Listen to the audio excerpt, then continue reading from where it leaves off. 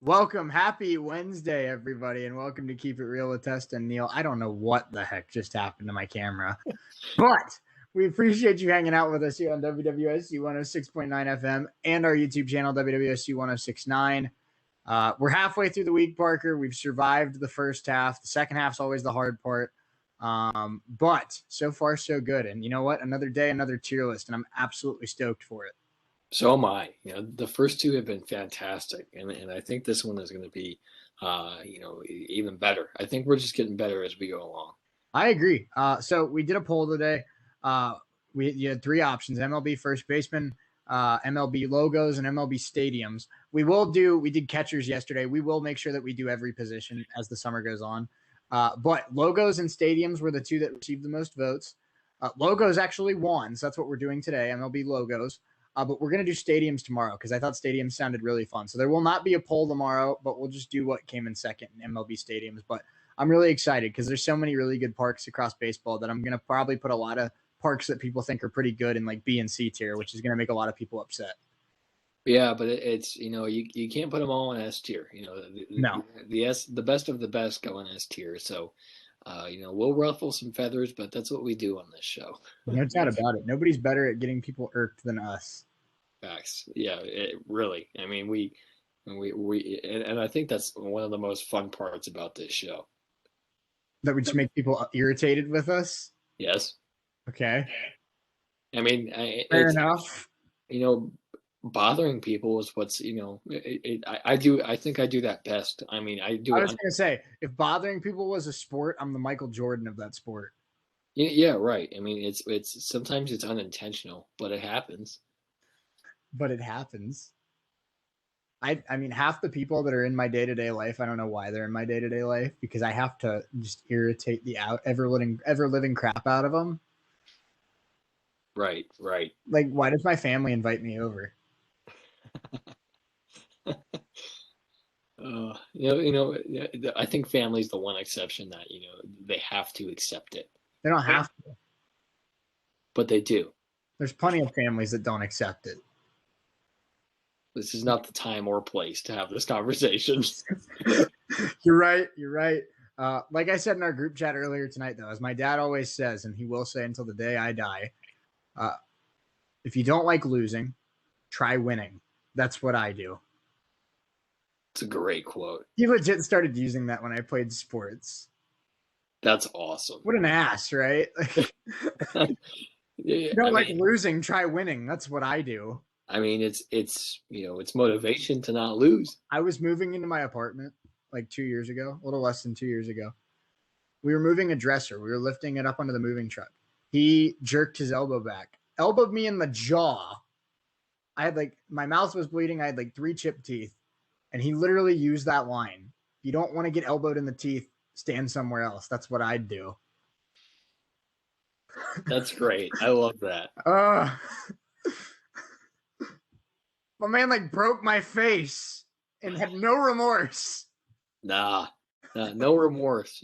Fix your own face. Fix your own face. Not my problem. My dad's also the first person that ever told me I have a face for radio. The numbers have climbed since then, but he was the first. Yeah, that's funny. Your dad sounds like a good guy. My dad is insane, but yeah, he grills a mean burger, and I can crack a lot of borderline offensive jokes with him. What are dads for? Exactly. If they can grill, they can drink, and they can make funny jokes that make you uncomfortable. That's what dads are for. But a lot of show to get into today. Hour number 1, we're going to talk about Shohei Ohtani. We fangirl about him once a week, but today's the day. We're also going to get into I'm excited for the college baseball super regionals are set. There's 8 teams left, Parker, and I'm excited to get into 16 teams left, and we're going to get into each matchup. And there's even a 4 seed that got to supers. It wasn't the 4 seed that I wanted to get to supers, but a 4 seed got to supers nonetheless. So I'm excited to break that down. At the end, towards the end of hour number 1, we're going to talk about how the Julio Jones trade to the Tennessee Titans impacts the rest of the AFC. Are the Titans on the Chiefs level? Are they on the Browns and Bills level? Where do the Titans stack up with the rest of the teams that are in contention to represent the AFC in the Super Bowl? And then hour number 2, we're going to talk a little bit NBA playoffs. The Sixers bounce back tonight against the Hawks. The Clippers and Jazz are in progress as we speak, but that game will be final by the time we talk about it. And then our tier list of the best logos in the MLB. So a lot of show to get into.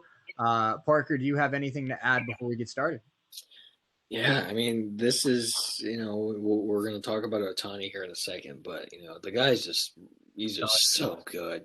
He's humble. It's not fair how good he is. No, it is not. Just in case you missed it, he hit his longest home run of his career today, 470 feet. Off the bat, 113 miles per hour. It's unbelievable what he's doing, and he's a pitcher too. It's so stupid. Why is he so talented? It's not fair. It's really not. How can somebody be this good at baseball? Here's the thing. We've fangirled over both of these athletes over the last couple of weeks. Who is the more fun athlete to watch right now? I think I'm going to know your answer to this question. Shohei Ohtani or Luka Doncic? Shohei. I thought that's what you said. Shohei's just so unique. Right, because he's a pitcher who's hitting the lights out of the ball. Yeah. As good as Luka is and as funny as he is to watch, he's not doing the stuff that Shohei Ohtani's doing. No, he's not. And I love Luka, like I said. I mean, he's maybe my favorite player to watch in the league right now. But like you said, I 100% agree with you because we haven't seen anything like Shohei Ohtani in 100 years. We haven't seen anything like Shohei Ohtani. There's maybe like 3% of the global population that got to see Babe Ruth play. And so for the 97% that didn't, Shohei Ohtani is the closest thing we've seen to, the ultimate baseball player. Right. And he's, a guy who is, inspiring a lot of guys coming out now who are wanting to be that kind of play that two-way style. And it's something that's really hard to do. And Shohei's perfected it. He really has. He's great on the mound. And what he's doing at the plate is just nothing short of fantastic. So you hit a 470-foot bomb and then go out and throw 100 miles an hour. It's unbelievable. Yeah, it is. It really is. I mean, I think the furthest I hit a baseball in my life was like 240. I'm just kidding. I wasn't a very good hitter. I did hit a double down the line that probably went about 315, but I ain't hitting it 470. I'll tell you that. And I wasn't a terrible pitcher, but I never had anything like 98 mile an hour fastball and that nasty splitter that's given up like 2 hits all year. So, right. I mean, Shohei is 100,000 times the athlete I was, and he's 100 times the athlete that a lot of professional athletes are. Right. And it's not, like I keep saying, it's not fair how good he is. And it's really unfortunate that, Mike Trout is hurt and he's not on a great team. The Angels have no business being bad. They shouldn't be bad, but they are. So it's just a confusing one to me, but we'll see if they can kind of turn it around a little bit, and we'll see if how big of a role Ohtani is in that turnaround, if they can turn it around. Yeah, for sure. What bugs me the most is we talk about Ohtani on a weekly basis about how good he is, about how he's, breaking records, how he's something that baseball's never even seen before. And the Angels still suck. They suck. Why? Right. Why can't they at least be an average team? Why are the Reds better than them? I don't get it. Nobody should be worse than the Reds. No, they shouldn't. And, unless you're, the Orioles or the Rockies.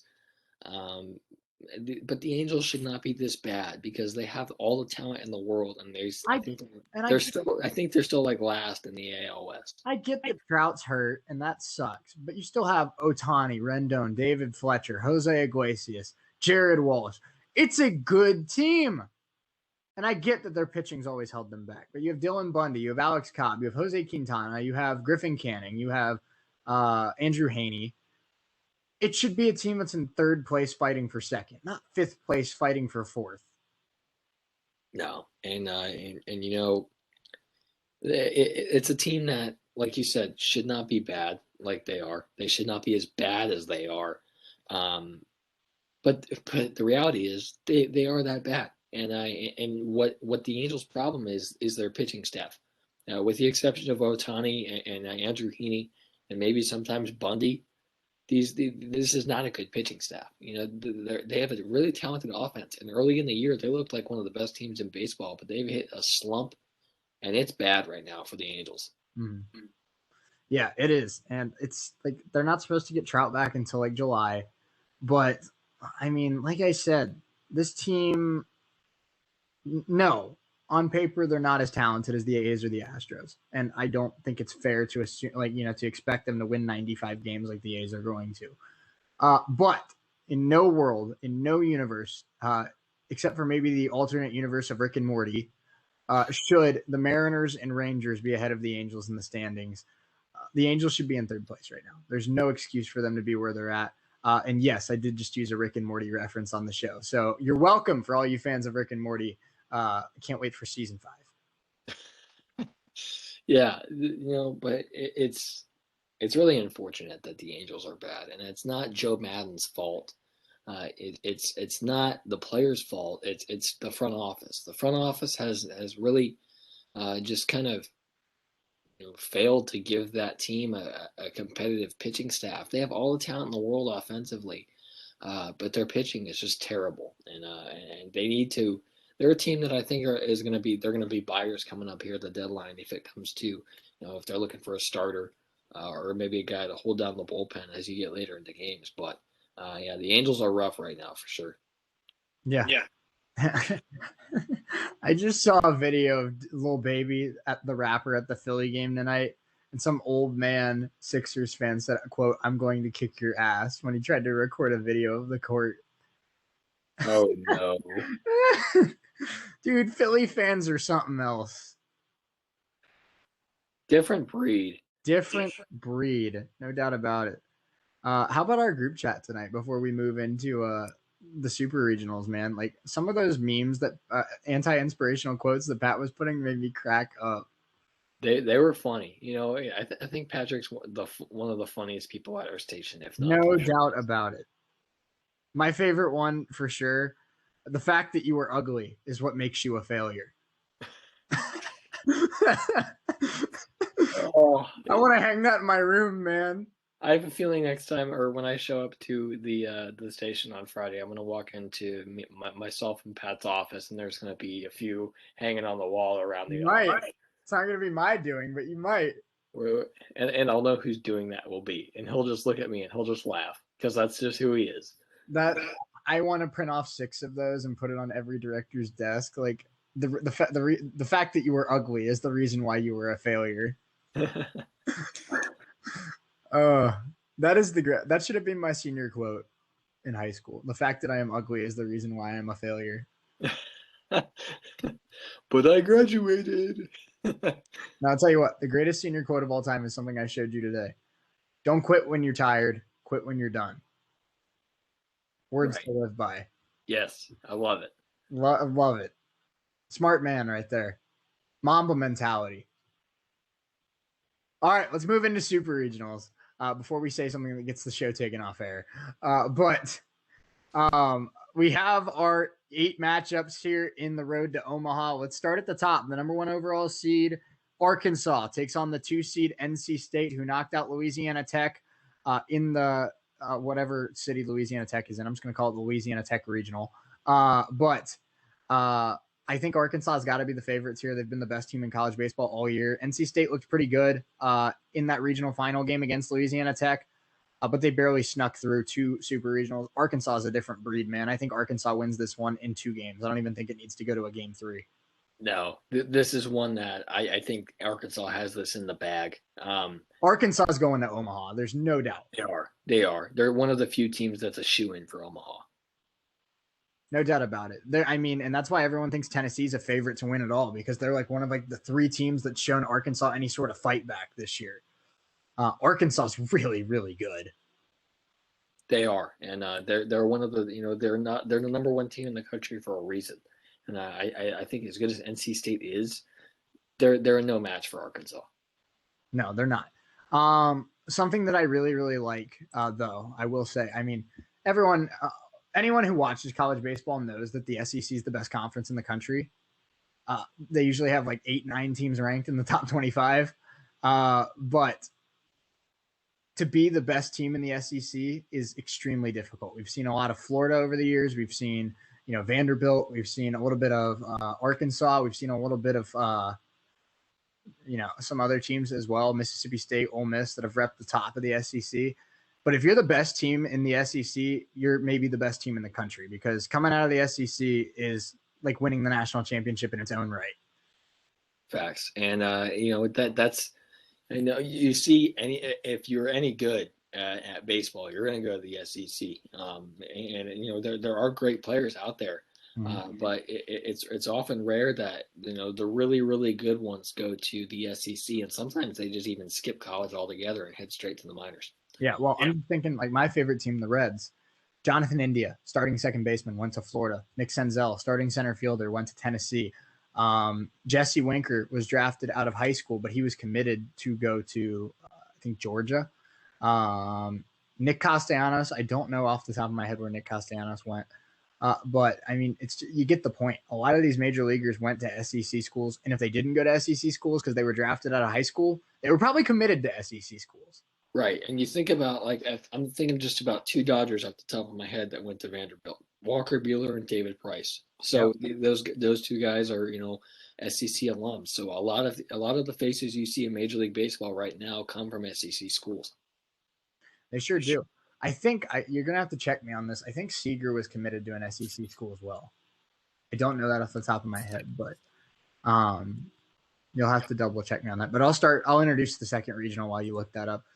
Stanford. Okay. I just had my tab glitch out on me. Let me just back. Sorry about that. Okay. Stanford and Texas Tech, a battle of 2 1 seeds from the Lubbock Regional and the Palo Alto Regional. Both of these teams are very, very good. Obviously, they were 1 seeds.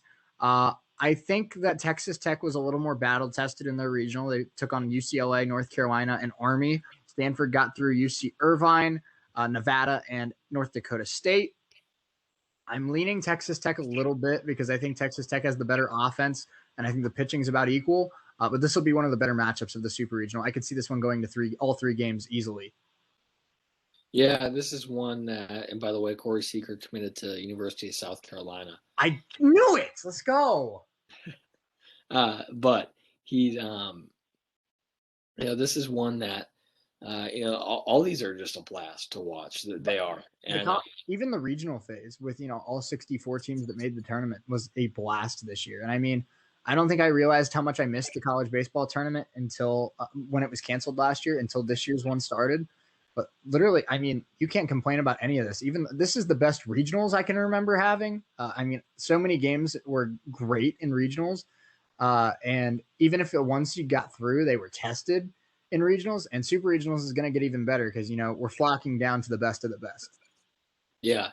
And, the teams that are, teams that you really don't think of that are really great athletic schools have some of these really good baseball teams. Dallas Baptist University, Old Dominion. You just go down the list with some of these teams that are insanely talented. East Carolina's in it as well. There's a lot of teams that and Wright State had the chance to be in this conversation too, they couldn't get it done, obviously, but there's a lot of really good baseball to be played here coming up. There sure is. Let's get to matchup number 3. The Tucson regional winner, Arizona, taking on the wherever Ole Miss is from. I don't know what city they're from. I know Mississippi State is Starkville. I don't know what Ole Miss is. The Ole Miss regional. So it's Ole Miss versus. Are you looking this up? I am. That's what it is. It's Oxford. Right. Oxford. So the Oxford regional winner versus the crap. I already forgot who they're playing. The Tucson regional winner in Arizona. Another matchup of 2 1 seeds. This will be a really good one. I was very impressed with Arizona. They lost early on to Oklahoma State, but they bounced back, came back and won the regional championship. Ole Miss has also looked really strong. Have you seen that story of Ole Miss's first baseman or whatever that tore his ACL like 6 weeks ago? but he played through it because he's a senior and he didn't want to get surgery and be out for the rest of the year. And he's hit like 9 home runs since he tore his ACL, and he hit like 3 more in the regionals. Ole Miss is a really cool story. That's unbelievable toughness right there. And because of it, because I don't know enough about these two programs to make an educated guess, I'm going to pick Ole Miss just because that's badass. It is, and Ole Miss is very talented. And you talk about teams that really you really didn't expect to be, you know, for baseball teams to have the talent that they do. But teams like another SEC school, Ole Miss. SEC baseball is really good, and Ole Miss was the middle of the pack SEC school, and they were a 1 seed in the tournament. Right. So it's just these SEC schools you just have all the talent in the world. They really do, and they're pumping out some great prospects into the MLB, and ones that I think they're going to continue to do here for a long time. Yeah.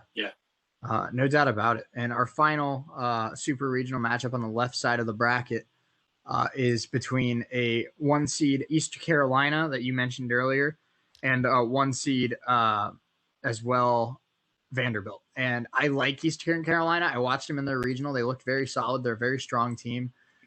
But I can't pick against Vanderbilt in the best of 3 series because in those first 2 games, you're going to have to face Jack Leiter and Kumar Rocker. And Vanderbilt's offense is also top notch. So as good of a year as East Carolina's had, I got to go with the Commodores. Yeah, they're really good. And I've learned not to bet against Rocker and Jack Leiter. Those 2 guys are the presumptive 1 and 2 picks in the MLB draft here coming up. So I'm not betting against Vanderbilt. I know what they're capable of, and it would be stupid of me to bet against Vanderbilt. So I think Vanderbilt wins this one also. Mm-hmm. Yeah, I agree. Let's get to the right side of the bracket. Here's an interesting one, Parker. Texas Longhorns, the 1 seed, the best team in the right side of the bracket. They were the number 2 team in the country. They take on a 4 seed that got through the South Florida Bulls. They knocked out the Florida Gators, who were the 1 seed in that region. They also knocked out Miami and South Alabama. So they survived to take on Texas. It's a really cool Cinderella story. They've played really well so far, but Texas is a different animal. I have to pick the Longhorns. Yeah. Texas is really good, and major props to South Florida for getting through as a 4 seed. It's really tough to do to get out of regionals, so congratulations to them. But like you said, Texas is just a whole nother animal, US or USF is going to have they're going to have their work cut out for them. Mm-hmm. But I think they have a shot. They really do. As good as Texas is, USF has a shot. But I think Texas ultimately comes out on top because they have that talent. Yeah, I agree. Let's move on to a battle of 2 teams with very similar logos: Notre Dame and Mississippi State. They both have the N and the M in the front, respectively, with the D and the S behind. So it looks like 2 teams that were made in the same freaking graphic design class going up against each other. But this is another matchup of 1 seeds. Notre Dame got through beating Central Michigan, and UConn. Mississippi State knocked out Gonzaga. I'm sorry, not Gonzaga. Who is that? Samford? Because Gonzaga is a little bit lower in the Oregon regional. I think that's Samford, VCU, and Campbell. The Fighting Camels, one of the best team names in college sports. And that's another topic for another day. But Mississippi State, another SEC school, Notre Dame, also really solid. I think this will be a really good matchup. I'm going to go with Mississippi State because I think SEC schools just find a way to get to Omaha. But don't be surprised if Notre Dame wins this one too. This will be a good one. Right. And Notre Dame, especially with, Link Jarrett as their head coach, he's a likable guy. And a lot of these teams certainly have the talent. And they're not here for no reason. All these teams are really good. So I'm excited to see what this is going to look like going forward. All these teams certainly have the talent to move on, but certainly more teams are better than others. And some of the favorites got to be teams like Arkansas, Tennessee, as well as Arizona. Arizona's a team that a lot of people like, as well as Vanderbilt. So it's going to be awesome to see. We're going to see. I think we'll see some upsets here coming up this weekend. But the favorites have got to be teams like Vanderbilt, Arizona, or not Arizona. I'm sorry, Arkansas and Tennessee. For sure. And that gets us to our final two matchups here in Super Regionals. Battle of 3 seeds, Parker. This is going to be really interesting. TCU and Old Dominion, the 1 seeds in their respected regionals. But Dallas Baptist wins the battle of the Texas schools. They knock out TCU, they knock out Oregon State, and they get to Supers. They take on Virginia, who got through Old Dominion to get to Supers as well. Virginia plays in a bigger conference. Virginia's probably been more battle tested, but I watched parts of all 3 Dallas Baptist games in this regional. They look really, really good. I'm going to go with Dallas Baptist to get to Omaha. Yeah, I like this Dallas Baptist team a lot. They are, up there as one of the best offensive teams in the country. And they're just a great story. They really are. And I'm a sucker for a great story, so I'm rooting for them here coming up this weekend. And our final matchup of the Super Regionals, LSU and Tennessee, a battle of SEC schools. LSU, the 3 seed, they get through by knocking out Gonzaga and Oregon. They're led, of course, by what's his name? Is it Paul? Pat or Paul? I think it's Pat. Pat Merzelik or whatever it is, however you pronounce his name. But he's the dude who is notorious for being in the press conference a couple of years ago with Todd Peterson, the pitcher who hit the walk-off in Supers and said, I hit nukes in high school, let me hit. He did. He hit a double to win the game, and then he admitted in the post-game presser that he never hit in high school. And he's like, you lied to me? He's like, yeah, sorry. And he's like, thank you for lying to me, Todd. So he's back in Supers. It's good to see one of the memeiest coaches in college sports. So good to see him back. And he takes on Tennessee and Tony V. That Tennessee team's really, really good. Wright State fans know that, but I think a lot of college baseball fans know that. LSU is a really cool story. But right now, I think Tennessee is my favorite to not only get to Omaha, but to maybe even the College World Series final. Yeah, there are a lot of people's favorites to advance here because they're just really good. They're not the number 3 team in the country for no reason. They have the talent to be really good, and they are really good. Wright State fans, like you said, they know that.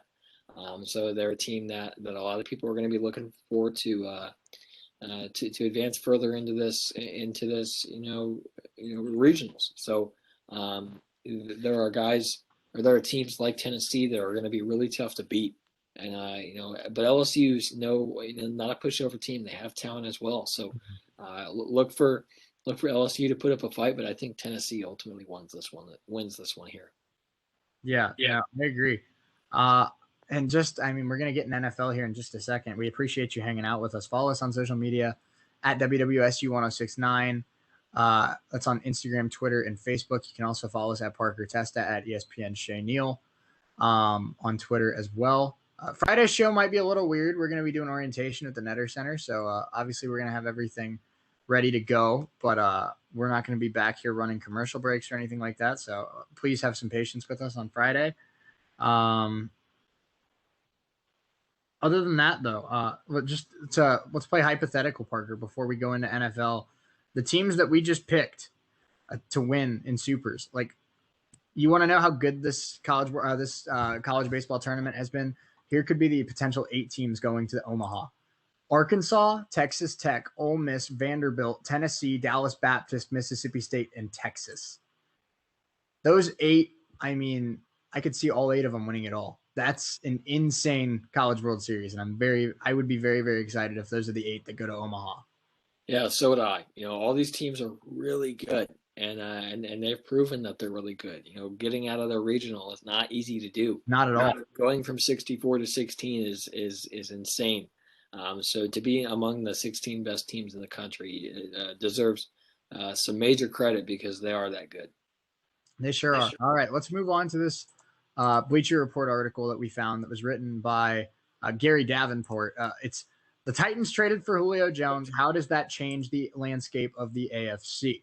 So Julio Jones announced today he's actually going to wear number 2 in Tennessee, Parker. Really quick before we get into this article, what are your thoughts on Julio going to number 2? I have a lot of respect for it. AJ Brown tweeted, I think it was today, and said, I tried to give it up multiple times and he wouldn't take it. So I respect Julio a lot for doing that. Just to get a fresh start is something that I really respect Julio for. He puts Atlanta in the past, and he's a new Julio in Nashville. So I'm excited to watch Julio just really ball out, and it's going to be a lot of fun for him to flourish in Tennessee. I just hope he doesn't. I hope he just does it when he's not playing the Colts. Yeah, I agree. AJ Brown's starting to strike me as the little brother that's like really excited to watch, because his big brother's hanging out with him finally. Where AJ Brown said on numerous occasions he grew up a huge Julio fan, but I mean, this dude's not even hiding his excitement. He's acting like a kid in a candy store that he gets to play with his favorite receiver. Yeah. So like, if you're a baseball fan, imagine growing up loving Mike Trout, and then you're drafted by the Angels and just get to play with Mike Trout. Right.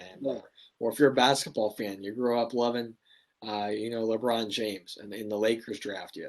I mean, it's the same situation here for, Julio and AJ Brown. So, his excitement is pretty, it's pretty contagious. And his excitement's understandable. I mean, Julio Jones is one of the best receivers in the NFL over the last generation. Right, and he's just that good, and deservingly so. That AJ Brown has the right to be excited because like you said, he's playing with one of the best receivers in the last 10 years. He sure is. All right, let's get into this article. How does it shake up the rest of the AFC? Like we said, everyone on the Titans is stoked. AJ Brown, Ryan Tannehill, Derrick Henry. This Titans team just took a huge jump. The question is, how does this impact other teams in the country or in the conference? So here is a list of the top 5 teams in the AFC according to Gary Rosenthal.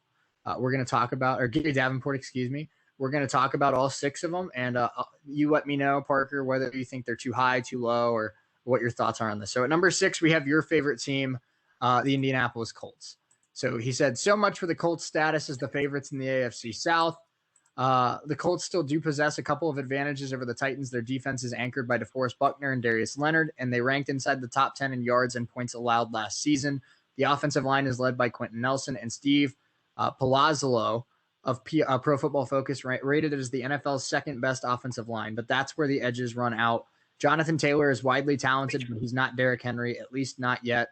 Indy's passing game talent with T.Y. Hilton, Michael Pittman Jr., and Paris Campbell isn't terrible, but it's not Julio Jones and A.J. Brown. And while quarterback Carson Wentz has been reunited with the coach who coaxed out his best year, there's no guarantee that Colts will get that Wentz in 2021 and not the Wentz who looked awful last season. So your thoughts on the Colts now getting knocked down a peg to the second best team in the division?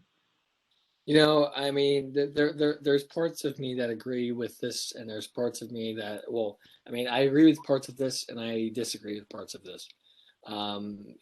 As far as I think he's right in the fact that Leonard and DeForest Buckner are I think the Colts have the better defense. I agree.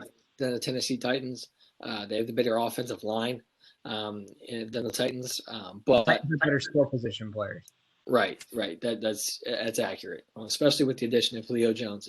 They get T.Y. Hilton back, but T.Y. Hilton's not the same T.Y. Hilton of 5 years ago. He's really not. So, but with Michael Pittman coming back also, and Paris Campbell coming off the injury, but he's completely right.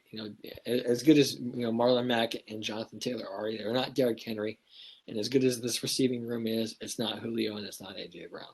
It is not.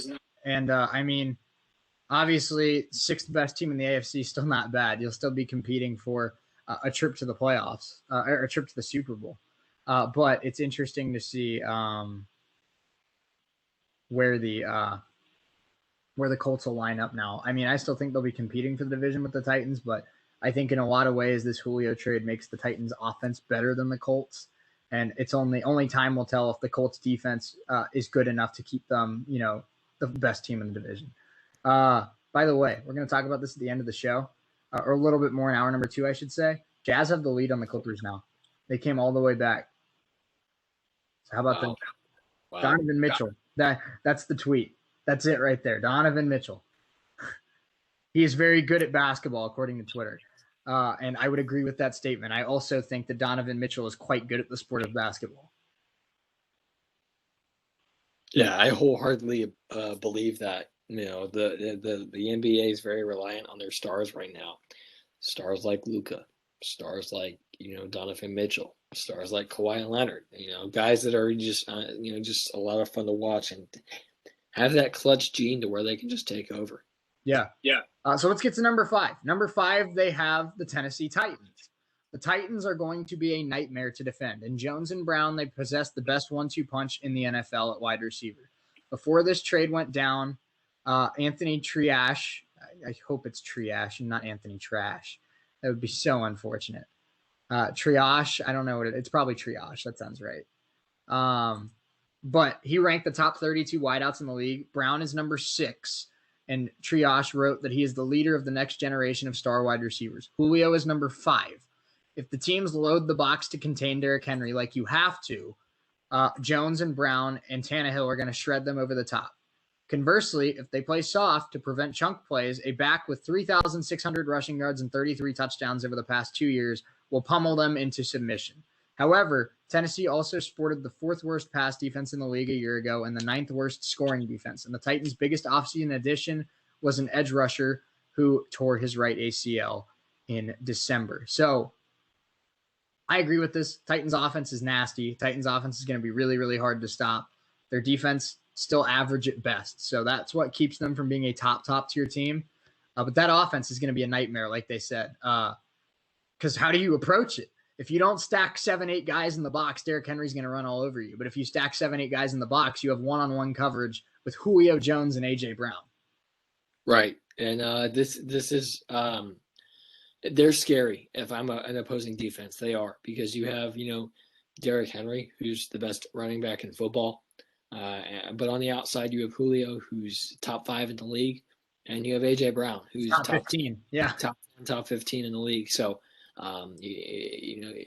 Tannehill's, I don't think he's worth what they're paying him personally, but he's still a great serviceable quarterback there in Tennessee. So he'll get the job done. So this Tennessee team is a scary one, and that's coming a guy sitting here in Indianapolis loving as a Colts fan. They're scary for sure. No doubt about it. So let's get to number 4. They have at number 4 the Cleveland Browns. On paper, the Cleveland Browns could be the Chiefs' biggest threat in the AFC. The Browns sport a dominant duo of running backs in Nick Chubb and Kareem Hunt, the top-ranked offensive line in football, a quality quarterback in Baker Mayfield, and a solid pair of veteran wide receivers in Jarvis Landry and Odell Beckham Jr.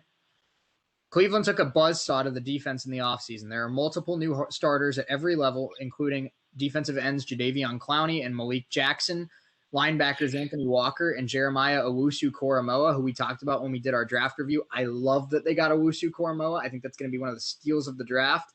And then in their secondary, Greg Newsome, Troy Hill, and safety John Johnson III, another outstanding get. If you're upgrading Anthony Sendejo to John Johnson III, oh my goodness, what a jump in talent.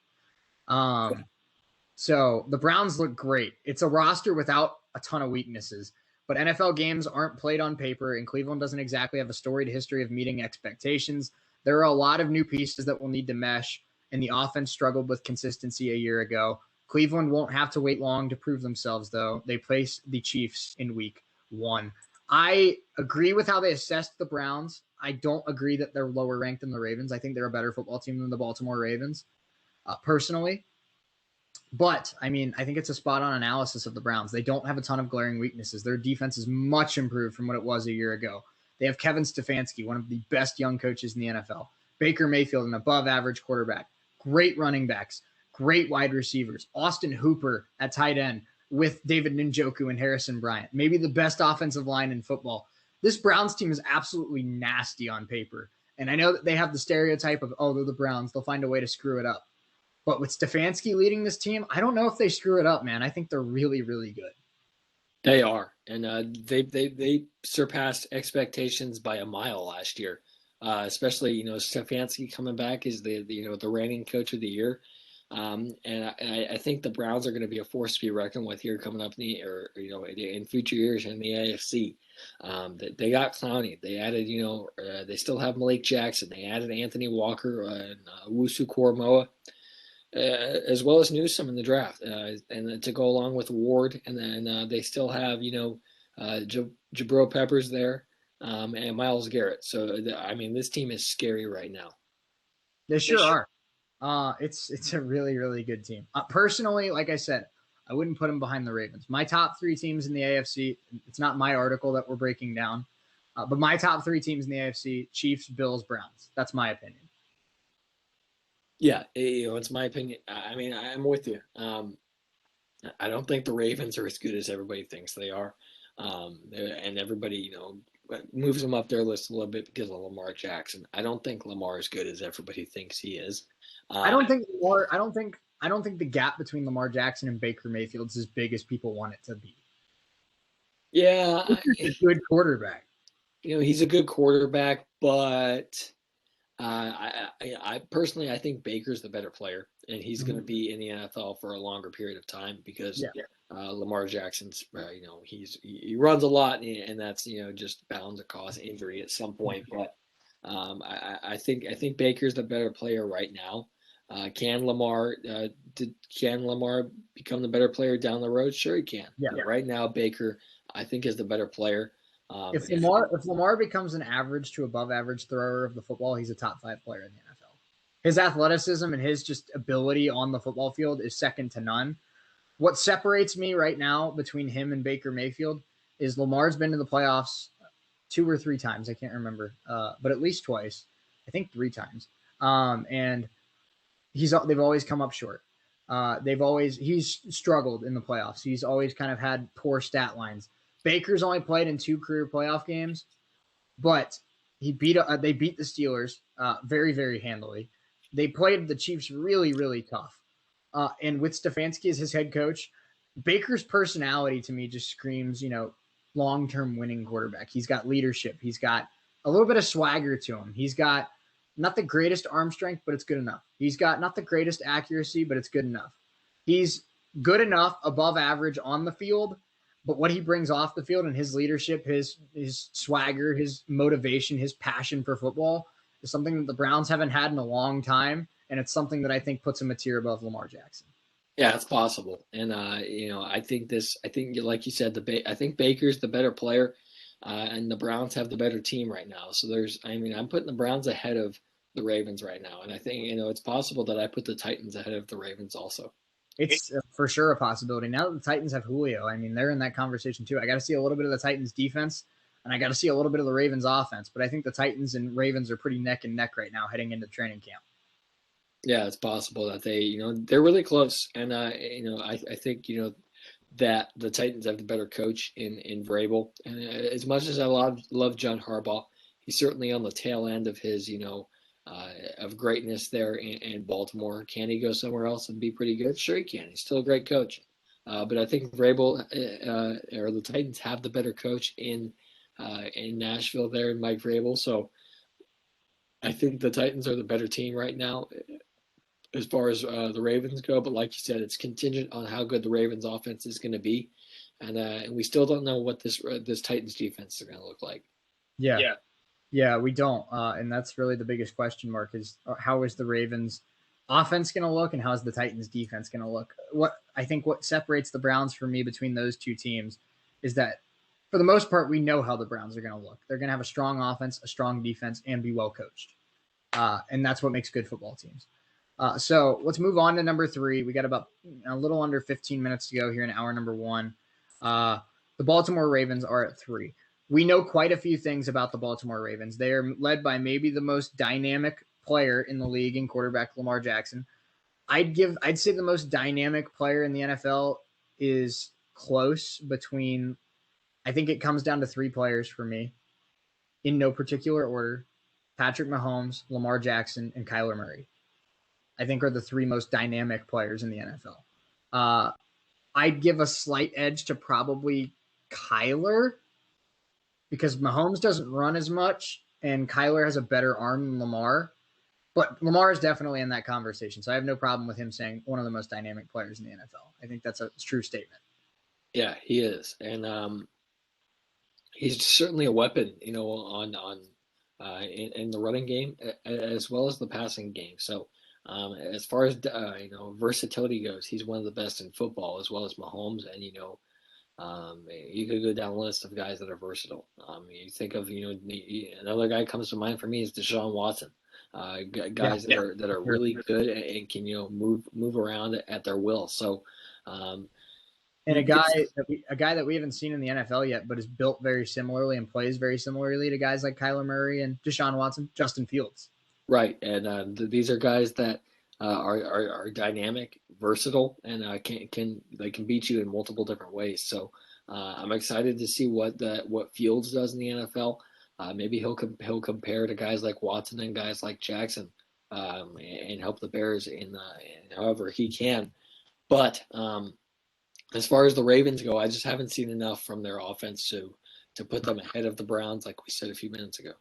I can't do it either. But let's see what the rest of what he has to say. Jackson was the 2019 MVP and has topped 1,000 yards on the ground in each of the last 2 seasons. And they have running backs J.K. Dobbins and Gus Edwards. They run the ball as well as any team in the league.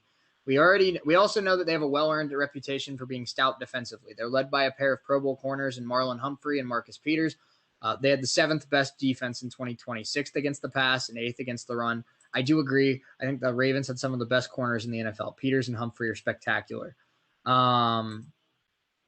But there are questions. Baltimore's additions of Sammy Watkins and rookie Rashad Bateman will help, but the wide receiver spot remains a question mark. So is a pass rush that lost Matthew Judon and Yannick Ngakoue via free agency. There are 2 new starters on the right side of the offensive line in Kevin Zeitler and tackle Alejandro Villanueva, but the margin separating the Ravens and Browns in the AFC North is razor thin. I agree that it's razor thin between the Ravens and Browns. I just think the Browns are the higher team, and that's something we've said numerous times. But I mean, I don't disagree with a lot of the stuff that he said. I think that I think he made a lot of good points about both the Browns and the Ravens. I just think the way he worded it, the Browns are the better football team. Yeah, they are. And I mean, this is, I don't think it's much of a debate. I think we both agree on this. But the Browns are the better team right now, and they've had more success in the playoffs, and I think that shows. It shows. I think they win the coaching battle with Stefanski. I think Stefanski's the better coach. And they win the quarterback battle with I think Mayfield is the better player than Lamar Jackson. So there are guys who at positions they have them beat. I think the Ravens have the better defense, but with those key additions, like we mentioned earlier with the Browns, they're going to give this Baltimore team a run for their money. For sure.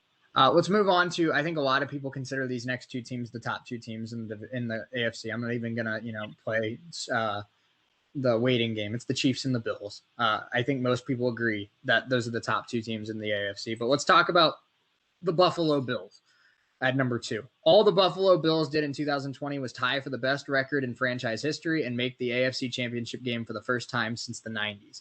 There's little reason to think that they can't have the same sort of success in 2021. Quarterback Josh Allen exploded into superstardom last year, tossing for 4,500 yards and 37 touchdowns in 2020. Josh Allen might be the brightest young star in the NFL. It's definitely a debate between, him and Kyler Murray and Patrick. I mean, I guess you can still consider Patrick Mahomes a bright young star, but Josh Allen is as good as it gets in the NFL for sure. And one big reason for that leap was the addition of Stephon Diggs, who led the NFL in catches and receiving yards in his first season in New York. The Bills aren't noticeably better than they were last year, but they did add rookie edge rusher Gregory Rousseau, who I love. I love that addition on that defensive line with the 30th overall pick. He could make an impact. But Buffalo did an excellent job. They prevented any significant losses in the offseason.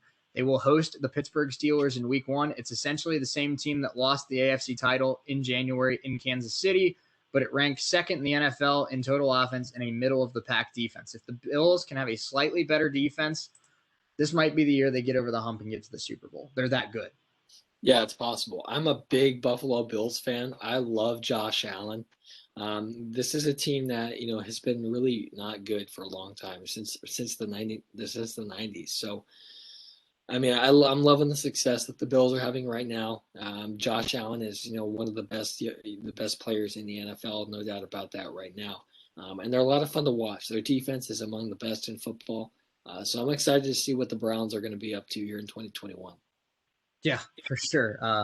The Bills and the Browns, man. I'm not supposed to like either of them because they're both, in the same conference as the Bengals. And I'm supposed to want the Bengals to win. I do want the Bengals to win, but I'm going to be watching a lot of Bills and Browns games this year. Those two teams are off the charts in terms of interest level, excitement. I just can't wait to watch the Bills and the Browns this season. I think they're both going to be really fun football teams to watch. Yeah, I think they will be. And, we saw a glimpse of what the Bills can do last year. I think this is the year they get over that hump. They're the number one threat in the AFC right now to the Chiefs. Um, and I think one of these years they're going to surprise people and they're going to make a Super Bowl run. And the Browns certainly have the talent. They're putting the pieces in place to get to that point as well. Yeah, they do. So let's get to the best team in the AFC, according to Gary Davenport here in this article, the Kansas City Chiefs. There's an old saying that to beat the best, you have to beat the best. It's an axiom that applies to the Chiefs, who are the two-time defending conference champions. It's no secret that Patrick Mahomes leads the most potent offense in the NFL. Last season, no team piled up more yards per game than Kansas City, and only 5 teams scored more points per game. The Chiefs that offense had a weakness, though, one that was badly exposed in Kansas City's lopsided loss to the Tampa Bay Buccaneers in the Super Bowl. But the Chiefs took steps to fortify their offensive line in the offseason, headlined by the trade for tackle Orlando Brown. They also signed Joe Thuney. That line checked in 7th in the preseason rankings for best offensive lines in the NFL. They arguably have the best wide receiver in the NFL in Tyreek Hill and the best tight end in the NFL in Travis Kelce. Mahomes will continue to carve up defenses, especially if he has more time to throw the ball. Add in an underrated defense that quietly tied the Colts for 10th best in the league, and the experience of having played in 3 straight AFC championships and possibly the greatest coach in the NFL in Andy Reid. The Chiefs are the kings of the conference until somebody knocks them off the pedestal. 100% agree. Chiefs are the team to beat. I love that quote. You want to be the best, you got to beat the best. And right now, nobody's knocked off Kansas City. Could Buffalo do it? Yeah. Could Cleveland do it? Yeah. Could Baltimore do it? Maybe. But as of right now, the Chiefs are the kings. Yeah, they are, and like you said, until somebody knocks them off the throne, they're going to be the kings in the AFC. So, and I think, like we talked about, the Bills are the biggest threat to do that right now, and I really think that this is the year that they do it. The Bills are really good, but the Chiefs are the best right now, and until they prove, or until they get beat and lose in the conference championship, or maybe even before that. There's no reason why I don't put them as number one, because they haven't given me a reason not to put them at the top in the AFC.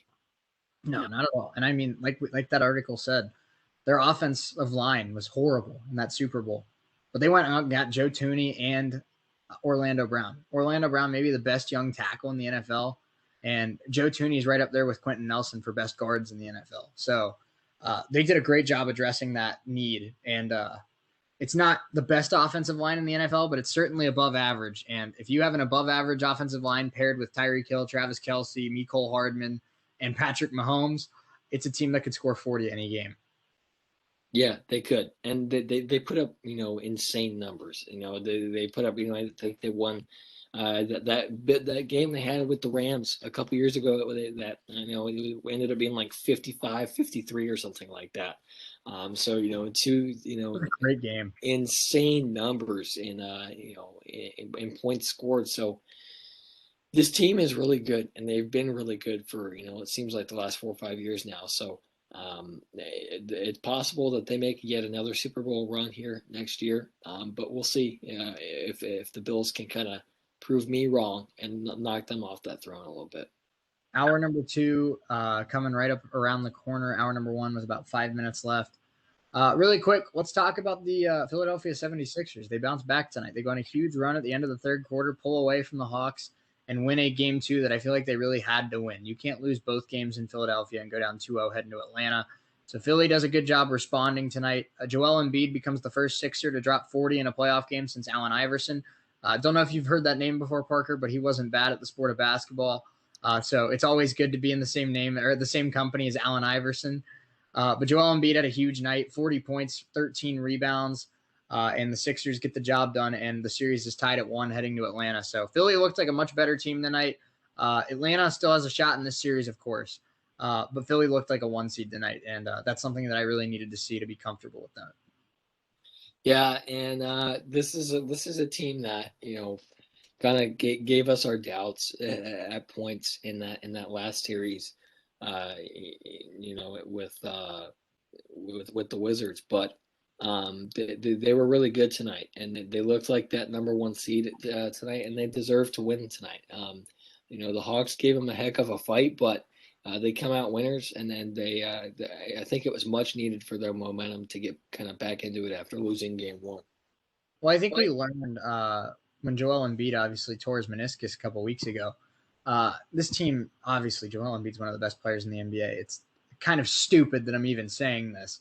This team is better when Joel Embiid is healthy and on the floor. But it speaks volumes because Ben Simmons and Joel Embiid complement each other so well. When Joel Embiid's not on the floor, Ben Simmons has to be a scorer. Ben Simmons is not a scorer. Ben Simmons is a playmaker. When Joel Embiid's on the floor, Joel Embiid's the scorer. Joel Embiid's the dominant inside presence that can spread the floor. Joel Embiid plays like an MVP, and Ben Simmons can be the playmaker that he is at an all-star level. It's absolutely a perfect duo right now, the way that Simmons and Embiid are playing together. And as long as Embiid stays healthy, which he's had issues with in his career, if Embiid is healthy and Embiid's on the floor, this Philly team can beat anyone and hang with anyone. Yeah, they can, and they have the talent there. And I'm not discounting anything that Atlanta has done. Trae Young is fantastic. John Collins is fantastic. Coach McMillan's done a wonderful job this year in leading the Hawks into these playoffs. But we saw it tonight that the 76ers are really good, and that they're the number one seed for a reason. And certainly they have the talent there to be really good. Coach Rivers has done a fantastic job, and there's no doubt about the fact that the 76ers are really good. And like you said, they're better with Embiid on the floor. It doesn't take a rocket scientist to figure that out. So I think this is going to be one of the closer series that we'll have here in round number 2, but it's going to be a fun one. It sure will. The Hawks have looked really strong in the first 2 games of this series. Philly's been a little inconsistent. I think when Philly's on their game, they're the better team, but Atlanta's been on their game more than Philly's been on their game so far. So I think this is a series that could easily go 6 or 7 games, and it's going to be exciting to see what happens. Hour number 2 coming up next. We're going to do our tier list of the best MLB logos. Where do we put your favorite team's logo? There's a lot of really good logos. I'm going to have a tough time with this because I don't know if I'm going to rate them based on how cool the design looks, just period on the logo, or if I'm going to throw in, the historic side of it, where like I feel like, for example, the Cubs logo, very, very plain, but it's also very historic. So I can't put it in like C tier, but we'll see. So we'll see how I decide to do that. But more Keep It Real coming up around the corner. We're also going to get into Jazz and Clippers game 1. Clippers jumped out to a big lead. Jazz came storming back. We'll let you know how that one ends up as well. Parker, any closing thoughts in hour number 1? No, it's just a good, I'm excited for, more college baseball this weekend. It's going to be a blast to watch, but, all this NFL talk has me excited for football season. Really does. Facts. And I mean, like I said, like we've said a couple times this summer, we have on the way Phil Steele, who does a great job every single year with his college football preview, breaks down every single football team in Division One, depth chart, schedule, conference standing, stuff like that. And we're going to start doing conference previews when July rolls around into August. Like I know we're talking a lot of baseball and basketball right now, but when July gets here, and especially when August gets here, it's going to be all college football, all NFL, all the time. So get ready, football fans, because we're about to be ramping it up here pretty soon. Yeah, and college football is a blast. As much fun as the NFL is, I think college football is a lot more fun. With just the there's more teams, there's more storylines to follow, so I'm excited for that. No doubt about it. All right, we're going to step away for a few minutes. Hour number 2 coming up next. Our tier list of MLB logos and the result of Clippers Jazz game 1. Make sure you keep it locked and keep it real. We'll be back in just a few moments. Don't go anywhere right here on WWSU 106.9 FM and our YouTube channel. Keep it locked.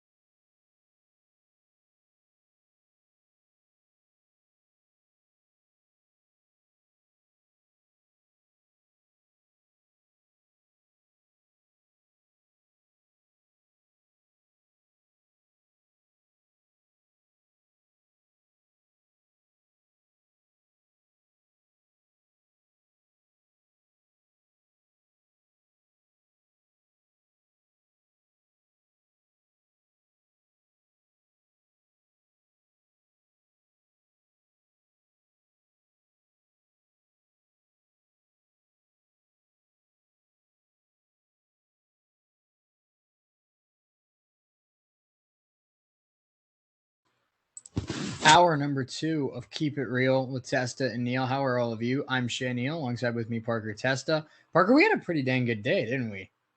We did. It was, the weather was good. Um, W's were taken. yes, it's just I mean, this is what summer is all about, just taking W's. Yes, sir. Speaking of taking W's, the Utah Jazz claimed game 1 against the LA Clippers. Look at that transition game. It was good, man. 112-109 in game 1. Jazz win it. How about the stat line from Donovan Mitchell? 45 points, 5 assists, 6 3-pointers made. Donovan Mitchell in the playoffs is becoming, Damian Lillard, Luka-esque. I mean, the legend of Spida Mitchell continues to grow in Utah. Yeah, yeah. And he's certainly a blast to watch. And they needed everything they had from him tonight, and Jazz get the win here in game 1. It was a great game too. Clippers got off to a strong start, had a big lead. Jazz came all the way back, took a 9-point edge. Clippers came back and tied it, and then the Jazz squeak away. Kawhi Leonard was double teamed with about 10 seconds left, had to kick it to Marcus Morris in the corner. Marcus Morris is 3 for the tie, blocked by the 2-time Defensive Player of the Year, Rudy Gobert. So the Jazz step up and get a big win in game 1. And this Clippers team is so talented that I think the Jazz need to make sure that they win every home game. So they do that in game 1, and I'm excited for game 2 because both teams played pretty well tonight. Yeah, they did. So, this was really fun to watch. The Utah Jazz, 45 points for number 45. Donovan Mitchell played really well, and they needed this win, and I think for some momentum. The Clippers had all the momentum going in the world going, coming off that series with Dallas. So I think the Utah Jazz get a big win at home, and they certainly need it going for momentum going into the rest of the series. They sure do. And another last thing I want to throw out about this game, another day, he didn't really play at all in the first round until game 7. He played in game 7, played really well, and then he played really well again tonight. The Dayton kid, the Franklin kid, Luke Kennard, he's really stepping up as a really solid role player and shooter for the Clippers in this playoffs. Yeah, he has. And this is, a guy who's kind of bounced around the league a little bit, but it seems like he's found a home here in LA with the Clippers. And it's funny. I went to go get a new phone last week, and the guy at Verizon actually played against LeBron in high school up in the Cleveland area. But he said he has also played in rec against Luke Kennard. And he's like, yeah, Luke Kennard's really good. Like you see just a 6'5" kind of skinny white dude, and you don't think NBA player, but when he starts to dribble and he starts to take step back threes on you, yeah, you see it. And I'm like, yeah, I know. I went to one of his high school's arch rivals, Bellbrook, and he dropped 57 points on us in the district championship game. So Luke Kennard, I've known, has been good at basketball since the time I was about 14 years old. So yeah. So and like we said, he's really good, and he's helped the the Clippers off the bench in a big way, and bench play is really important right now, especially in the playoffs. So and Kennard's really a solid key player coming off the bench for Ty Lue. For sure. All right, I don't want to waste any more time because I want to make sure that we get through everything. Like I said, we have about 15 minutes here to get through all of this, but I'm going to share the screen. If you're following us on YouTube, you've seen this before. We are going to be sharing our screen for this tier list, and you can follow along with us on our YouTube feed. So if you're not on YouTube, head to our YouTube channel, WWSU 106.9. If you are on YouTube, hello, welcome. We have every logo here. The only one that I don't believe is up to date, Parker, is the Brewers one. I wasn't about to make a new list for one team. So we'll just rate the Brewers' old logo, but we'll talk about their new logo as well because their new logo is actually really nice. If their new logo was on here, I'd probably put it in A tier, honestly. But what do you want to get started with? We've done the AL East and the NL East. What division do you want to start off with today? Let's do I don't know. Let's do the AL West. Let's start with the AL West. AL West. All right, I like it. I'm going to start with a team that I don't really think about a lot. I think they're kind of under the radar. But it's a team that I like their logo quite a bit. It's the Texas Rangers. The red, white, and blue color scheme I think looks really, really good, especially for a team out of Texas.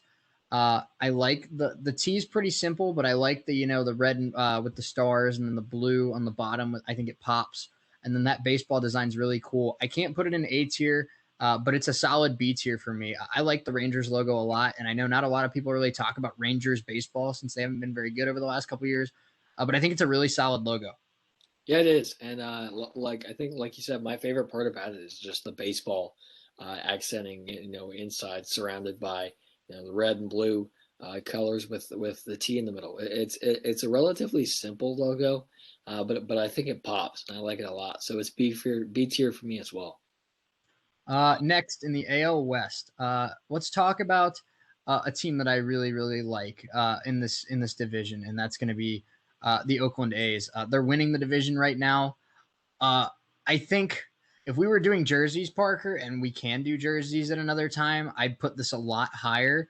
But their logo is pretty simple. I love the color scheme of the green and gold, but their logo just kind of feels like a poor version of the Rangers, honestly. It's not a baseball in the middle, but other than that, it's pretty simple. It doesn't have the stars. It doesn't, I think, it doesn't have the divider and the colors in the middle. So it just feels like a poor version of the Texas Rangers here. I'm going to put it in C for now. I might move it down to D depending on where I put some other teams. Yeah, it's a C tier for me logo as well. Like you said, they're a really good team, and I love their manager, Bob Melvin, but the logo is just kind of it's below average, and that's what C tier is. That's their main definition of C tier for this segment. So like you said, the uniforms are great, but the logo is a bit lackluster. Yeah. If we do rank jerseys at some point, those Kelly Green, dark green A's jerseys might be the best jerseys in baseball. It's possible. I mean, Those are really, really good. I'm a sucker for powder blue. I like the new um I like those Twins powder blues. I like the Cardinals powder blues. I really like those new Chicago South Side jerseys. I'm a sucker for any Reds throwback jersey. The ones that they wore last year where they had the sleeveless cutoffs and they were doing bicep curls in the dugout. That was great. But there's so many really good jerseys. But I think those Kelly Green A's jerseys are at the top of the list. They'd be S tier for sure. yeah, they would, and the green and the yellow is I'm a sucker for because it's Wright State colors. But Mhm. yeah, they look really good, no doubt. They do. Let's get to the Seattle Mariners. I like the Mariners logo. I like that it has this like little compass vibe here. And a nice little touch that I never even really noticed is they have the as best as they can, they have this pointing to E for East and all that kind of stuff. So I think that's a cool touch. It's very similar. Again, all these teams in the AOS kind of doing that circle vibe with the lettering around it. But I like the compass. It's unique. And I like their color scheme with the teal and the white. I think it's a B tier logo along with the Rangers. Yeah, it is, and and I think why I think that is, the same reason you do. I love that compass vibe they have to go with. Seattle's right on the ocean, and that goes really well with the city ties there too. It gives it a nautical feel. I like that a lot. Mm-hmm. The Angels. It's an A. It's a very simple kind of A with the halo around it. This is another one that I'm going to put it in C. I like the halo vibe, but it's kind of plain for me. I don't think it stands out a ton. But like I said, we're going to be doing stadiums tomorrow and a little sneak peek for that. I love Angel Stadium. So I'm going to give the Angels some love tomorrow. But for me, their logo just kind of meh. For me, I love the Angels logo. I really do. I love, the whole the halo vibe they got going on. It's a very simple logo, but the simplicity I think is what I like about it. It's a B tier logo for me. Okay. And then this Astros one here at the end. Uh, I know the Astros organization's gotten some bad rep in the past, but I think this is another B tier one. These three right here in B tier so far are very similar, but they're all a little bit different. I think that's what puts them all in B tier. This one, I love the red and blue color scheme with the baseball. I think it works for a team like Texas. The compass is really unique for Seattle with the teal coloring in the middle. And then with the Astros, I mean, when you think Texas, you think star. And the Houston Star is really, really iconic. And I love that. I mean, the Astros, a lot of people hate, obviously, but I love that navy and orange vibe that they wear as well. Yeah, if we were doing uniforms, which I know we will do at some point, I would put them higher on this list. But I think the Astros logo is a C tier logo for me. Personally, I like the star vibe. I'm just not a big fan of the H is somewhat boring to me. So it's a C tier logo for me. Let's go to the NL West. I'm going to start off with the Dodgers because this is going to be the first one that I put in S tier. Combination. I love the script Dodgers. It just looks so clean. I love the baseball going up with the almost like firework kind of. I don't know what do you want to call that, spark kind of thing that like it makes it accents the Dodgers and it makes it pop. But it's also just such a historic logo and it's such a historic brand when you see it. So I think the Dodgers have to be an S tier. Yeah, they do. One of the most recognizable logos in the world is not only that Dodgers with the baseball, shooting up, or the I don't know, the fireworks like you said, or I don't know, but just the simplicity of the LA is their other logo that they use, their main logo that they use, but. Um, this is one that I like a lot because, like you said, I love the cursive or the script Dodgers written out on their jersey that they wear. So it's an S tier logo for me also. NL West again. We're continuing here. Let's do San Diego. I like the script SD. I think it looks good. I don't think it's great. I'm probably going to put it in B because it's a cursive style that really no other team in the league has done. There's not a lot that's very similar to it. Maybe the closest thing would be the White Sox, but it's a pretty basic color scheme. Their jerseys are great, but the color scheme on the logo is kind of plain. The SD is it's unique, which makes it better than average, but not much better than average, in my opinion. Yeah, I mean, if this was, I know this is the older one. I love the SD. I think one of my favorite hats in baseball right now is the brown with the yellow SD that they wear. And I know we'll do uniforms at some point as well. I love those pinstripes with the brown letters on them. They look great. But this logo is somewhat somewhat simple. It's a B tier logo for me as well. I'm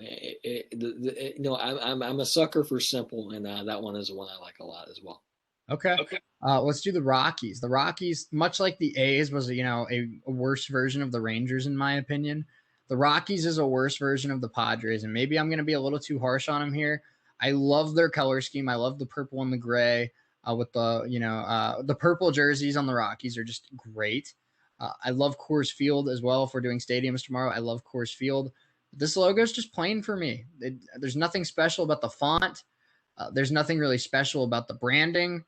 It's going to be my first D logo. Yeah, I'm with you. It's one that that they didn't do anything crazy to make it pop, and I think nowadays you have something that pops, and I'm sure at some point the Rockies will go through some sort of rebranding phase, but it's long overdue, and I think they need to do that sooner rather than later. So it's a D tier logo for me also. All right, let's do. We have two more teams here in the AL West or the NL West. I'm sorry, the Diamondbacks. I like the A with kind of the snake skin, and the the like fangs, whatever you want to call it, the split tongue coming out in the middle. I think it's a cool way to present the letter A. I don't think it pops enough to be A tier, but I'm going to put it in B. I know B is already starting to fill up quite a bit, but there's a lot of logos that I've seen so far that I like more. And I like them enough to not say that they're average, but they're not elite. No, and the Diamondbacks is one that I like too. I love the the gray and the teal with the red, the uniforms that they wear. But that it's a bit simple, and I like the fangs that they have, or that jagged teeth they have there on the left, or whatever you want to call that. So I put that in beer also, or in B also. Okay, and then our final team in the AL West. I tried to say the word B and tier in the same thing, and it just didn't work out. Our last team in the NL West is going to be the Giants. The Giants, much like the Dodgers, have a very historic logo. Giants, just written across a baseball, may be simple to a lot of people, but it's very recognizable. And their color scheme with the orange and the brown, I think it works. It's not S tier for me, but it is A tier for me. The Giants bring a lot of history, and maybe that logo is simple and plain for modern baseball fans. But it's a logo that when you see it, you instantly think San Francisco Giants, and that makes it a top tier logo for me. Yeah, the orange and black color scheme I like a lot, and just Giants written across, the sweet spot of a baseball is something that's it's simple but it's awesome, and it works. So if it works, there's no reason to change it. So I love the Giants logo a lot, also. Okay, let's do the AL East. We'll start with the Yankees because this one's instantly going to be dragged to S tier, right up there with the Dodgers for easily recognized. And I like the logo a lot. Actually, I don't like the Yankees, but the baseball with the script Yankees, and then the K, the dot, like the line on the K is a baseball bat with the top hat on top. It's just a really classic logo. It screams Yankees when you see it.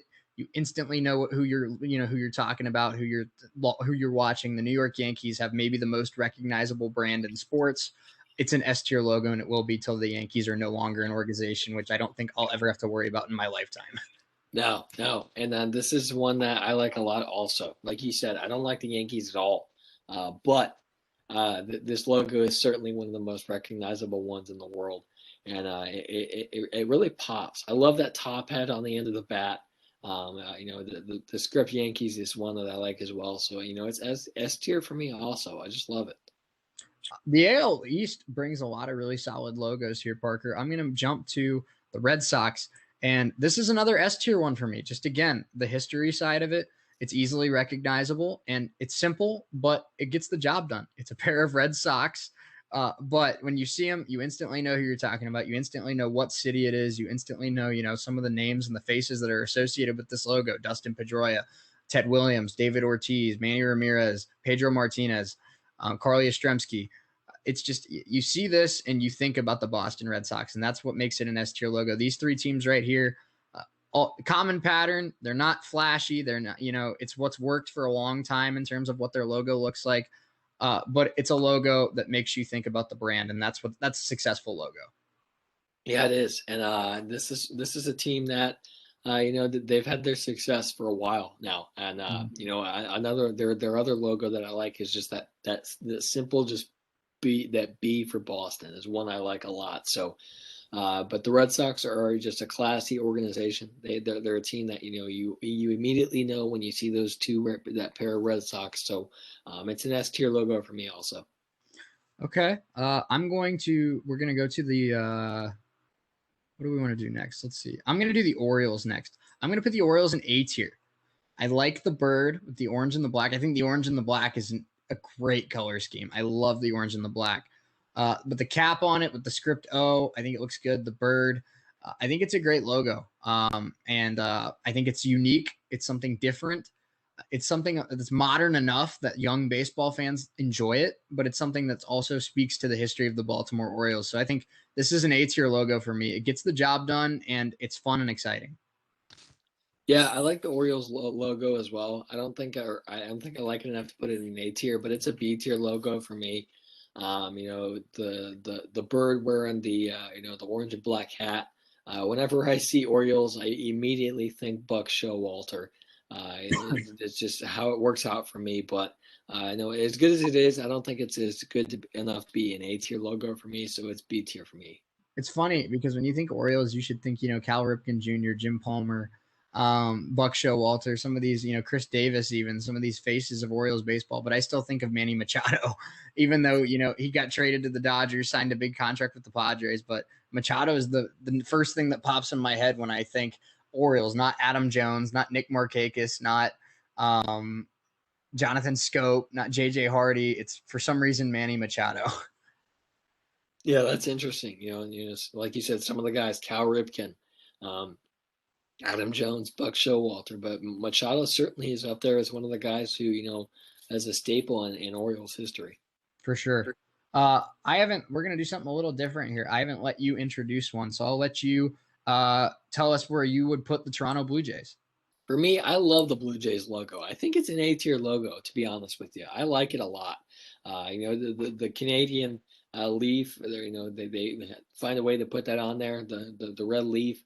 But it's just another one of these circular logos that it's relatively simple. They put the bird on the baseball, and it's one of the teams that are on the up and up right now with with the addition of a few players, but and they have a whole country backing this team. So Mhm. I love the Blue Jays logo a lot. It's A tier for me.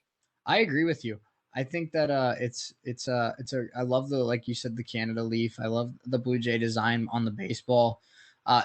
We'll talk about it when we talk about uniforms or stadiums or whatever, but the light blue and white color scheme of the Blue Jays is one of my favorites in baseball. It's just so clean. The Blue Jays always have some of the best uniforms in the league. Um, I'm a Reds fan, but one of my favorite non-Reds teams to watch is the Toronto Blue Jays. Not just because they have a lot of talented young players, but they have a really cool logo, really cool uniforms, a cool stadium, and like you said, the pride and fandom of a country behind them. So it's fun to watch Blue Jays baseball. It is, and I mean, I enjoy watching them a lot. They have some really fun pitchers, and they've really added to their offense. So they're a lot of fun to watch for sure. They sure are. And our final team in the AL East is the Tampa Bay Rays. The Rays, I'm going to put them in C. I like the little star that they have on the R, but it's still a pretty simple way of putting Rays. There's nothing super special about it. So it's average for me. The star keeps it from being in D, but it's okay. There's nothing special about it. No, there really isn't. No, I like I like their other logo that they use, the TB, and back, going back, in the old school baseball days when they were the Devil Rays was they had some cool logos then, but I know that Rays now that they use with the yellow stars is just pretty simple, so it's C tier for me also. Yeah. Yeah. Okay, let's do the NL East. I'm going to start with the Mets, and I think the Mets are an A tier logo for me, Parker. I love the skyline of New York City in the background. The orange and blue is such a good color scheme. The cursive Mets, the bridge. You have the baseball in the background. There's a lot going on with this logo, but it screams New York City, and I love it. Yeah, I love it too. The orange and blue is classic, and it's awesome. So I mean, I like the New York skyline on the baseball. That just and the Mets, the orange Mets script they put on there with the white bridge underneath it. It's awesome, and it's A tier for me also. It is. Another team I'm going to put in A tier, Parker, is the Philadelphia Phillies. I like the cracked Liberty Bell. I like the blue and the red Philly cursive over the blue bell, and then the stars on the eyes. It's a small touch, but I think it elevates it. I think this is an A tier logo as well. I like the Phillies logo quite a bit. I do too, and the cracked Liberty Bell is one that is a great touch. I love about it, and the red. The Phillies lettering on it is one that I like a lot. I think it's if there was a a tier in between A and B, I'd put it there. But I'm gonna give them the benefit of the doubt here, and I love it. So it's gonna go A tier for me also. Next, I'm going to do the Washington Nationals. The curly W is really nice. The stars on the end. It's a little bit of a drier, I should say, color scheme for me. I'm not a huge fan of it as I am with some of the other teams. So I'm going to put it in B because I love the curly W. If the color scheme was a little better, I'd put it in A. It's still a good logo, but it's not a great logo. No, it's not. I love the W, the cursive W they have there. But it's pretty simple, and certainly I like the fact that they have the red, white, and blue color scheme for being in Washington. But it's pretty simple, and it's a B tier logo for me also. Something we should do that I just kind of thought about. We should do a tier list for MLB broadcasters. Do every team's broadcast team. That's one that I like a lot. Mm-hmm. We'll disagree a lot on that one, probably because broadcasting's hard to kind of have a same opinion on. But right, that'll be a fun show for people to watch us go back and forth on for sure. But no, the Nationals. I just thought about that because the Nationals have one of my favorite calls where when they win a game, it's and that's another curly W in the books. I think it's a cool way to end a game. But the Miami Marlins. I like the baseball. The swordfish is cool. Or the marlin. I guess it's a marlin, Shay. Don't be an idiot. The Miami's kind of meh. The logo is better than the stadium. The stadium's not very good. But I still think it's B tier for me. I can't put it in A tier just because I don't think it's the same pedigree as the Blue Jays or the Giants, the Mets, or the Phillies. It's still a good logo. It's modern. It's cool. But I can't put it in A tier because it's not the same quality as some of those teams in A tier. Yeah, I'm on the fence with this one. I really love, that teal and black style they're rolling with in Miami with the Marlins. I love it a lot. I'd probably move this up a bit in B tier.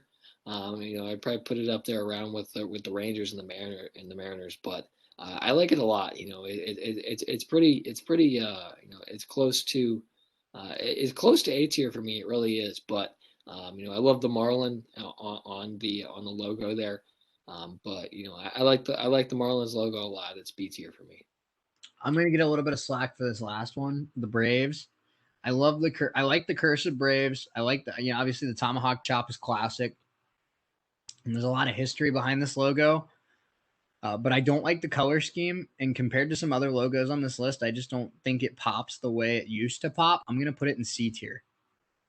Huh. Okay. I could put it in B and be okay with it. But I don't know. I feel like that's doing, a disservice to some of the other teams we have in B. Yeah, I'm going to disagree with you here. I'm going to put it in B. I think the Brave script is one that I like a lot, and it's underlined by the axe. I mean, I love that accent. It's a nice touch to the team history. So I'm going to put it in B tier, but I can see where you're coming from.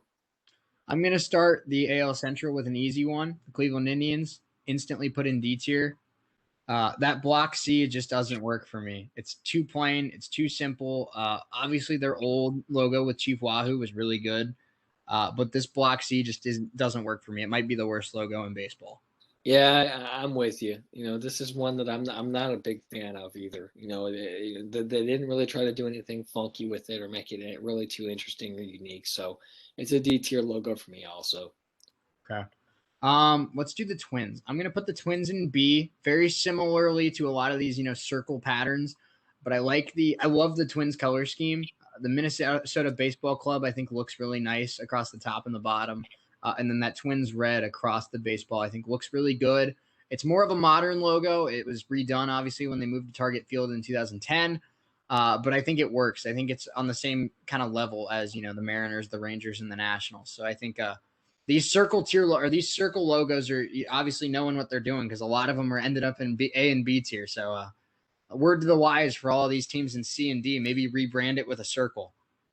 Yeah, and I really didn't realize until now how a lot of these teams had very similar logo styles. But the Twins is another one I like a lot. They're the script that they have on the jerseys and on their logo, that just spells out Twins is one that's it's pretty simple, but I like it a lot. So it's a B tier logo for me also. Okay, let's get to the Kansas City Royals. Parker, I'm gonna put the Royals in A. I love the crown, the KC, the white pops off that blue. What's that? A pentagon? Is that a pentagon? Yeah, that is a pentagon. Look at me using my geometry skills. My high school geometry teacher is going to be proud of me. Yes, they will. If I was your high school geometry teacher, I'd be applauding you right now. Thank you. The KC though, the white KC pops. The blue on the bottom looks great with the gold on the top of the crown. I love this logo. I think it's classic. I think it's historic, but it stays modern because I think it works for any generation. And when we get to stadiums tomorrow, I'm also going to brag about Kauffman Stadium. It's just, the Royals don't have the greatest team on the field, but in terms of their branding department with their logo and their jerseys and their stadium, they're top tier. Yeah, they are. And the one thing I love about the fact at Kauffman Stadium is they found a way to put that logo as their big screen and jumbotron in center field. So it's really cool. It's an A tier logo for me also. I love it. Let's do the Tigers. The Tigers are interesting for me. I love this cursive D. I think it's very unique. But it's just a letter D when you think about it. So it's not as elaborate as some of these other teams. I'm going to put it in B, I think, because I think it's very unique and I look at this and I obviously think Detroit Tigers because it's been their logo for a long time. I don't know if I can put it in A tier with some of these teams that we have up here. but it's a very solid logo, and I think that cursive style I like a lot. I love this Tigers logo. I really do. Even if it is just a letter D, I love the way it looks. I'm gonna put it in A tier. I like it a lot, and this is one that the Tigers haven't put out a great product on the field for a while, but I love their logo. It's an A tier logo for me. Okay, I like that. And the White Sox. The White Sox for me, I like um, I like the jerseys that they just debuted. The Southside jerseys might be the greatest baseball jerseys I've seen in my life. They look so cool. But I like their cursive style here. And I like, the color scheme of the black and the white. I think it's a really cool kind of way to display the South Side of Chicago. But compared to some of these other logos that we have in S, A, and B, it's a little plain for me. So I'm going to put it in C. Yeah, I mean, I think I see where you're coming from. I agree with you. It's a C tier logo for me. The cursive is pretty cool, but it's just pretty simple and kind of boring. So it's C for me also. Our final division, the NL Central, here on this Wednesday afternoon. We appreciate you hanging out with us here on WWSU 106.9 FM and on our YouTube channel, WWSU 1069. However, you're hanging out with us, we do appreciate it. We might finish this. We still have about 22 minutes before 3 o'clock. We might finish this before that. And if we do, we're just going to end the show because we're both kind of tired. But we'll still give you at least an hour 45 of content. So forgive us if we end the show a little early today, but we hope you still had a blast. I know we're having fun. Parker, I'm going to start the last division with the Cubs, and I'm going to put them in S tier because just like the other three in S tier, it's simple, but it screams Chicago Cubs. That red C with the blue circle around it, and then the smaller, obviously, UBS to spell out Cubs. It's so classic. It screams Chicago, and both the logo and Wrigley Field when we do stadiums tomorrow are just top tier. It is, and I love the Cubs this logo. I mean, it's one of those. It's in the same just similar to the three other teams in S tier. It's been their logo forever, and it's working. I love it a lot. It's S tier for me also. It's another one that you recognize immediately when you think baseball. So I love that Cubs logo. For sure. Cardinals. I hate the Cardinals. I mentioned it yesterday when we ranked Yadier Molina, but they have a great logo. That script Cardinals with the yellow bat and the Cardinal perched on it. It's not S tier for me, but it's very solidly an A tier. Yeah, it's A tier for me also. The Cardinal perched on the bat coming off the C is one that I like a lot. And it's another one that you recognize immediately when you think baseball. So that Cardinals logo for me as well is really cool. I love when we do uniforms. I love those powder blues that they wear. So that logo with the Cardinal kind of perched on the bat is an A tier logo for me as well. For me, let's get to the Pirates. The Pirates very similar to me as the Indians and the Rockies. It's just kind of too plain for me. I like their gold and black color scheme. I'm not gonna lie. But this logo needs some work. The old logo that they had with the two bats, kind of like in a skull and crossbones vibes with the pirate, that was a top tier logo. That's one I'd probably put in B, maybe even an A. But this one's just too plain for me. I'm not a fan of this block style P. Yeah, I mean, I like their color scheme. Is the black and yellow is one I like a lot. If they kind of made anything to kind of just make it pop a little bit more, I think I'd put it in B tier. I still think it's a solid logo though. I'm gonna put it in C tier. Okay. With the Brewers, this is their old logo. I don't think their old logo is as good as their new one. Their new one looks a lot better. I'll put their new one in A, but this old one I think goes in B. Yeah, the older one goes into B for me as well. But I think this new one is actually going to be an S tier for me. I love it. I like it a lot. Yeah. The baseball mitt with that spells out MB is one that I love a lot. And I'm not a Brewers fan by any means, but I think I might buy a hat just because of that logo. I love it. So it's an S tier logo for me, quite honestly. Okay. Best for last, the Cincinnati Reds. The Wishbone C is classic. It's obviously the oldest professional baseball team.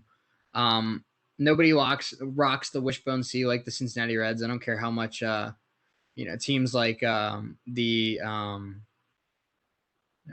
trying to think who uses it. Coleraine and all these other schools around the area like to use the wishbone seat. It doesn't work the way it does for the Reds, so quit trying. As well as the Chicago Bears. The Reds had it first, but it's historic, it's classic, but it's not Yankees, Dodgers, Cubs, Red Sox historic and classic. So I'm going to put it in B. I still think it's a good logo, but it doesn't stand out the way it used to. No, I mean, I like that. I love the wishbone seat. It looks really good, and it's a classic baseball logo. It really is. So just simply because of the history of it, and the fact that it's used pretty popularly, pretty widely regarded. I'm going to put it in A tier. Okay, I respect that. As a Reds fan, I thank you. But this has been a lot of fun. I mean, 3 days in a row of doing tier lists, and I mean, it's been a blast. I mean, I know we used 40 minutes of hour number 2 to get through these, but I think I hope you're having as much fun at listening to this as we are doing it, because it's been really fun so far. And tomorrow we'll do some stadiums, and I'm really excited to do stadiums because I've been to a handful of them. But even the ones that I haven't been to, I've seen photos and videos of almost every stadium in baseball, and there's not a lot of bad ones. There's going to be a lot of S, A, and B, I think, tomorrow in the tier list, but not a lot of C and D, I don't think. But we'll see. I think I'm going to reserve S tier for maybe 4 or 5, but A and B will be jam-packed for sure, because I think there's a lot of really good baseball stadiums. Yeah, there are, and we could talk about baseball stadiums all day long. I know we've been to some of the same ones, and I know you've been to more than I have. But this is going to be a fun one tomorrow for sure. I'm looking forward to it. And to think, we just went to Great American Ballpark where the Reds played like a month ago, and that's a really fun stadium. It has smokestacks that shoot out fire. It has a great view of the Ohio River. It's got a really cool scoreboard, modernized, that was just put in last year, and it still might be B tier. That's how good some of the stadiums are in Major League Baseball. Yeah, yeah, and I'm looking forward to it. There's a lot of ones with a whole bunch of history, places like Yankee Stadium, Wrigley, as well as Dodger Stadium in LA. So there's a bunch of them, and and not mention Fenway. I think Fenway is one of the most really one of the coolest stadiums that there is. So I think if we don't put Fenway and Wrigley in S tier tomorrow, I think we get kicked off the air. I think we do, and I think we do. Well, we appreciate you hanging out with us today. Again, if you're just now joining us, what you missed, the Jazz beat the Clippers in Game 1 of the Western Conference semis. Sixers bounce back tonight, tie the series at 1 game apiece against the Hawks. Julio Jones got traded to the Titans, if you haven't heard by now, and it makes the Titans a lot more dangerous in the AFC South. As well as, we broke down all the super regional games, and we also talked a little bit about Shohei Ohtani and fangirled about him for a little bit. So if you missed any of the show today or any of the shows from, the whole entire summer, you can head to our YouTube channel, WWSU 106.9, subscribe, and we have every single show right there in your library for you. So you can catch up on everything. You can follow us on social media at WWSU 1069. That's on Twitter, Instagram, and Facebook. You can follow Parker and I at Parker Testa and at ESPN Shea Neal. And hey, you can come to the Netter Center on Friday if you're in the area and come see us at orientation. We'll be there handing out some hot cards, handing out some T-shirts, and we'd love to see you take your loyalty of WWSU to the next level. So we hope to see you Friday. Yeah, I'm really looking forward to it. There's going to be a lot of not only future Raiders there, but people that are just interested in organizations that are on campus. So I'm looking forward to it. It's going to be if any of you are follow the show and listen to the show, we really appreciate it. We'd love to see you on Friday. Absolutely, we sure would. So with that being said, like I said, we're going to call it a little bit early today, about 15 minutes earlier than we normally do. But we do appreciate it. We'll be back to normal again tomorrow. We're going to do MLB stadiums on our tier list. Let us know what you want to see for Friday. We might have, we might start doing fan pick Friday for what you want to see on the tier list. So let us know what you want to see. We can keep doing baseball. We've done all baseball so far, but we can switch it up to NBA if you want to see NBA point guards, NBA centers. Here's a fun one. How about NBA MVP seasons of the last 15 years? Where do you put Curry? Where do you put Westbrook's triple-double year? Where do you put, Durant, all that kind of stuff? So that could be a fun one. Sure. And maybe, here's a fun idea. Maybe we put out a Twitter poll and let you all decide what an entire show looks like. I think that'd be fun. What was that? An entire show? An entire show. I like it. Let the people decide what we talk about for an entire Absolutely. show. And maybe that's what we do for Friday shows in the future. Just fan pick Friday, any topic. We'll talk about whatever you want. If you want to talk about, the most slept on flavor of Cheerios, we'll talk about that. Or favorite ice cream flavors, or I could go on about that. Oh, I know. I could too. I think ice cream is the best dessert. And if you say cookies, I would probably agree with you as well. But Cookies are a decent opinion, but if ice cream is not in your top 2 of desserts, I can't help you. We can't be friends. right. Ice cream's got to be in the top 2. If you say cookies are better than ice cream, I don't agree with you, but I don't despise your opinion. Exactly. So we could go, I mean, down, across the board with, we could have like a food segment on Fridays or, yeah. So whatever you want to hear.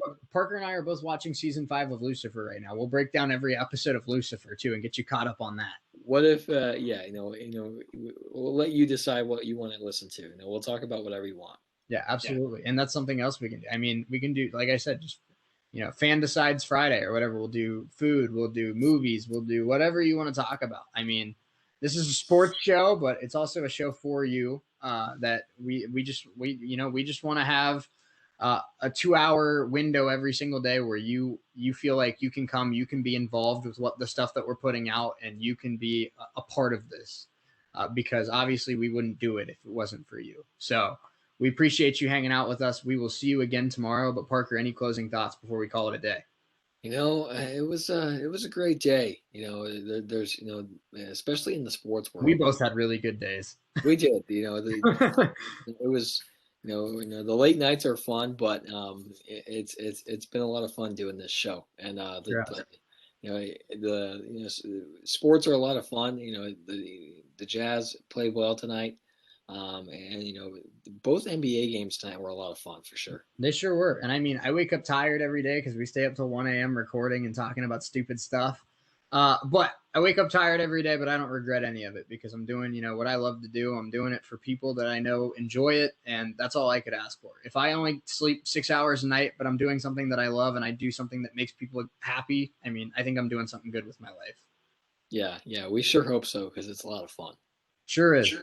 All right. Well, for Parker Testa back in Noblesville, I'm Shea Neal saying so long. We will see you tomorrow from 1 to 3 here on WWSU 106.9 and our YouTube channel, WWSU 106.9. Follow us there if you haven't yet. Follow us on all of our social media, and we will see you next time. So until next time, I should say, keep it real, and we will see you on Thursday. So long, everyone.